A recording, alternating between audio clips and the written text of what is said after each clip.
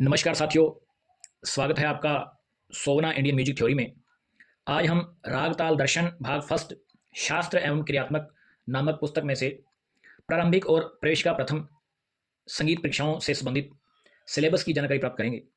खासकर इसमें आपको अखिल भारतीय गंधर्व महाविद्यालय मंडल मुंबई से जितनी भी संगीत की परीक्षाएं होती हैं उससे संबंधित आपको सिलेबस मिलने वाला है।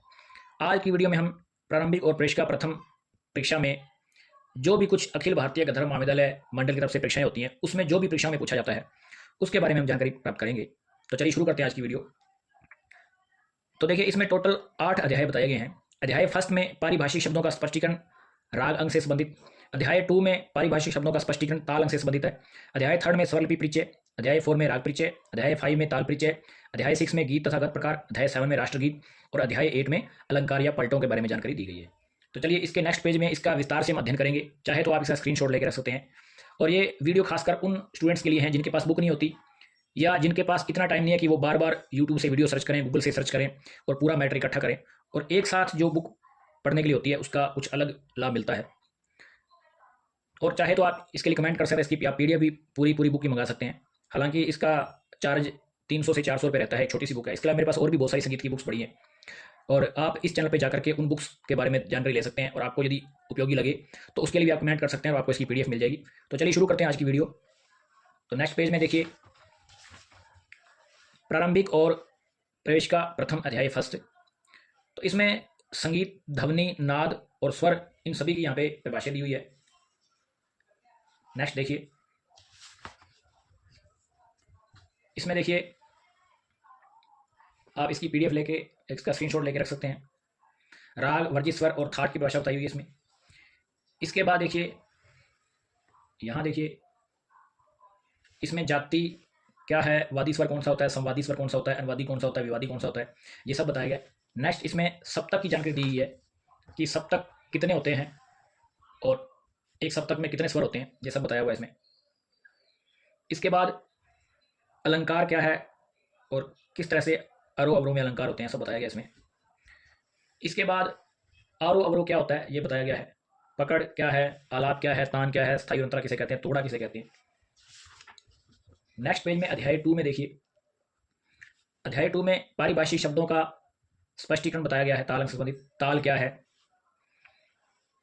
इसके बाद ताल के अंदर ठेका क्या है, यानी ठेका को बोलते हैं एक गुण। और उसके बाद खंड क्या है, खंड की परिभाषा दी गई है।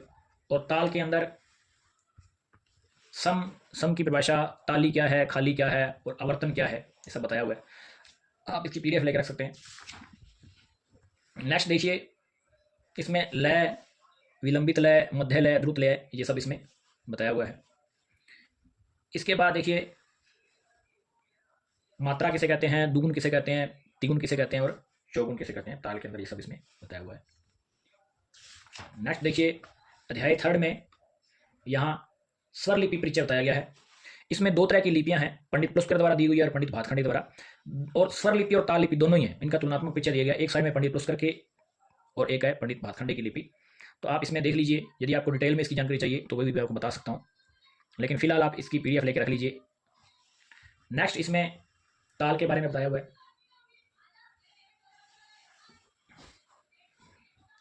और नीचे इनके एग्जाम्पल भी दिया हुआ है एक ताल से संबंधित। तो देखिए, इसके बाद जो अध्याय 4 है इसमें राग परिचय है। सबसे पहले राग दुर्गा, इसका राग परिचय, पकड़, आरोह अवरोह, इसकी विशेषता। इसके अलावा इनका स्वर विस्तार भी दिया गया है। और स्वर विस्तार करने से क्या है, राग के जो स्वर सभी गले में आते हैं, तो ये बहुत जरूरी है। और ये इनकी वीडियो जो काफ़ी कम मिलती हैं स्वर विस्तार की, तो आप इसमें से आप देख सकते हैं। इसके बाद राग काफ़ी के बारे में बताया हुआ है, परिचय, इसकी विशेषता, सब कुछ। नेक्स्ट देखिए, इसका भी राग विस्तार बताया हुआ है।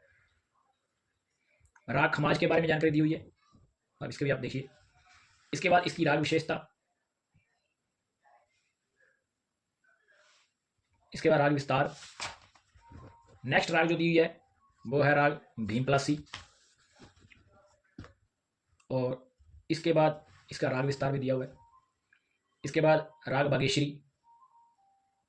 और नेक्स्ट देखिए, इसकी विशेषताएं बताई हुई है और फिर इसका राग विस्तार।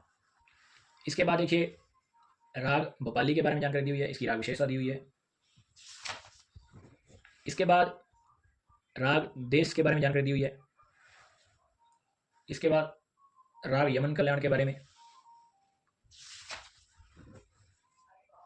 और इसकी विशेषता दी हुई है और इसका राग विस्तार दिया हुआ है। नेक्स्ट है अध्याय 5। इसमें ताल परिचय पंडित भातखंडे लिपि और पुष्कर लिपि दोनों में है। पहले ताल दादरा दी हुई है, 6 मात्रा की ताल होती है और ये दोनों तरह की लिपियों में इनके चिन्ह लगे हुए हैं, तो आप ध्यान से देखिए, यानी 2 बार इनका अध्ययन बताया हुआ है। इसमें ठेका, दुगुन, तिगुन और चौगुन। ठेका यानी 1 गुण, बाकी आप समझ ही रहे हैं। नेक्स्ट देखिए ताल कहरवा की जानकारी दी हुई है और इसके बाद ताल 3 ताल जो कि नॉर्मली क्लासिकल म्यूजिक में काम आती है। इसके बाद फिर से 3 ताल पंडित पुष्कर लिपि में। इसके बाद ताल 1 ताल जिसमें 12 मात्राएं होती हैं, तो ये आपके काफ़ी काम आने वाली है। नेक्स्ट देखिए फिर से ताल 1 ताल बताई हुई है जो कि पंडित पुष्कर ताल लिपि में है। नेक्स्ट दिया है ताल झप ताल, 10 मात्राओं की ताल होती है। इसको लिखने का आप तरीका देख सकते हैं कैसे लिखा हुआ है, इसको इसी तरह से आपको परीक्षा में लिखना होता है और इसकी डिटेल्ड जो जानकारी है वो आप कमेंट करके पूछ सकते हैं। नेक्स्ट देखिए ताल चौताल, उसके बाद फिर से ताल चौताल पंडित पुष्कर लिपि में। इसके बाद अध्याय 6 में गीत तथा गत के प्रकार बताए हुए हैं। बंदिश, स्वर मालिका, लक्षण गीत, रूपद, भजन, गत क्या चीज़ है। उसके बाद सीत खानी गत और रजा खानी गत नेक्स्ट पेज पे। उसके बाद अध्याय 7 में राष्ट्र गान के बारे में जानकारी है, जनगण मन के बारे में। यहाँ राष्ट्रगीत लिखा हुआ है तो ये थोड़ा शायद गलत लिख दिया उन्होंने,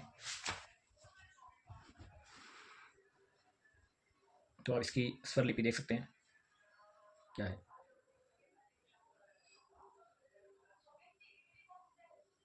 इसके बाद हाँ ये है राष्ट्रगीत वंदे मातरम,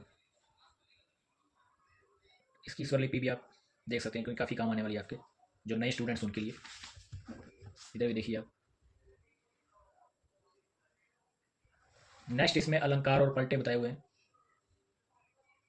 पहले शुद्ध स्वरों के अलंकार बताए हुए हैं, उसके बाद प्रवेशिका प्रथम के लिए और प्रारंभिक यानी दोनों के लिए पहले प्रारंभिक परीक्षा के लिए अलंकार बताए हुए हैं, 6 प्रकार के अलंकार दिए हैं। फिर प्रवेशिका प्रथम के लिए पहले 5 प्रकार के हैं, नेक्स्ट शायद अभी नहीं है। तो ये थे प्रारंभिक और प्रवेशिका प्रथम का सिलेबस। आशा करता हूँ आपको वीडियो अच्छी लगी होगी और आपको इसमें क्या है बुक खरीदने की जरूरत नहीं है। वीडियो अच्छी लगे तो लाइक करना, कमेंट करना, शेयर करना और चैनल पर नया है तो सब्सक्राइब जरूर करें। और आपको PDF चाहिए तो आप कमेंट में लिख सकते हैं ताकि आपको पर्सनली आपको PDF पहुंच जाएगी।